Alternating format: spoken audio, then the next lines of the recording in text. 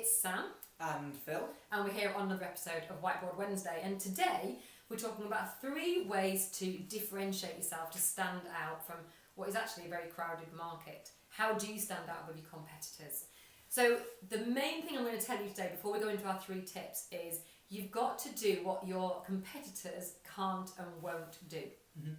And that means getting out of your comfort zone. And we're going to give you 3 ways to get out of your comfort zone to do what they can't and won't.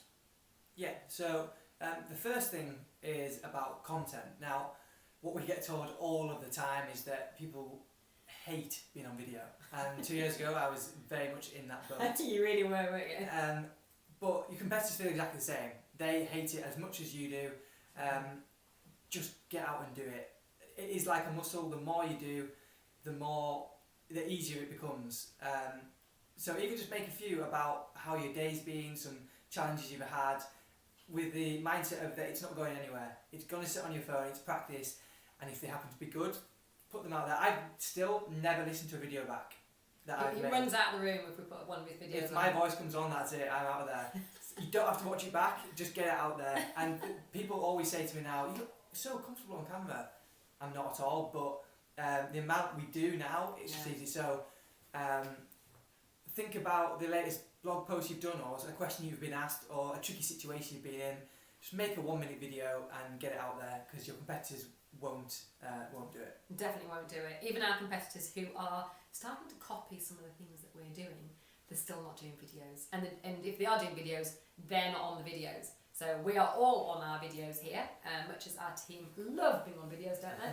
We're forever switching live on. They've all got a rota to be on the weekly lives, and they're embracing it. We've just started a competition, a month-long competition for how many posts they can do on our Facebook page, and all of a sudden they all want to be on video. Especially live, because get more points for that. Yes. And so do you. So that brings us on to number 2. Phil. Yeah, number 2 is direct mail. So, and we're definitely not saying that your competitors won't do direct mail, but what they won't do is they won't do personalised long form copy. So what we mean by that is 5 or 6 pages written from you, very personal. So I talk about my family in the letters, and situations I've been through, and pictures of me and my kids, etc. Long copy always outperforms short copy, and short copy will always outperform leaflets. So your competitors won't be able to and won't want to write long letters that are informative. Entertaining, sometimes entertaining, depends who writes them. So again, just sit down with an idea and just write it, or record it on your phone, have a chat with yourself, pretend it's a podcast, you're interviewing yourself, and then just make it into some kind of informative letter. Mm-hmm. Something that they'll actually enjoy reading. Yeah. And so number 1 was content, number 2 was direct mail, and number 3 is going to be about getting really out of your comfort zone. Now, my dad used to have a tie with YCDBSOYA on it, and it stands for, and it's from Tesco, as in the, I can't remember what he's called now, the guy, Mr. Cohen, was it Lord Cohen? Mr. Tesco, I think. Mr. Tesco, I think that maybe that was his name. Mr. Express. And Mr. Express. That was his children. And he had on his desk this plaque that said YCDBSOYA, and whenever anybody asked him what it meant, he said it was an old Yiddish saying, which was not true, because it stands for, you can't do business sat on your beep. And it means get out into your community, meet people, do things. We've actually just been out for breakfast, waffles, eggs, and met up with one of our solicitors that we pass a lot of business to. And we just went out for a friendly chat. We saw the people that run the fantastic cafe, who we also know well. We've shown them around a couple of houses, and we met a prospective client there as well in the queue and had a chat with them. Mm-hmm. That wouldn't have happened if you didn't get out into the community. You've got to get off your bum. You've got to get away from your screen and get out of your comfort zone, get into the community and meet people. Have waffles. That is definitely a mandatory part of getting out in the community. And my will be a little bit too big to get off if I carry on doing that.